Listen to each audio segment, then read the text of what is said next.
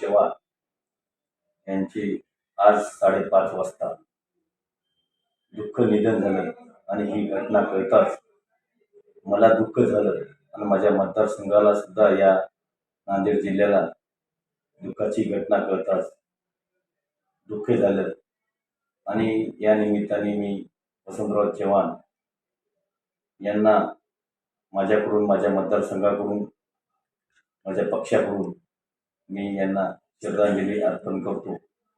वसंतराव चव्हाण एक सामाजिक कार्यकर्ते आणि एक कार्यकर्त्यामधून नेते बनलेले नेता होता आणि एक सामान्य ग्रामीण भागातून एक ग्राउंड लेवलपासून उगवलेला हा नेता होता. त्याला जनतेची जाण होती. खरंच असा नेता होणार नाही असं भविष्यामध्ये. त्याच्यामुळं मी माझ्या मतदारसंघाकडून, माझ्याकडून व माझ्या पक्षाकडून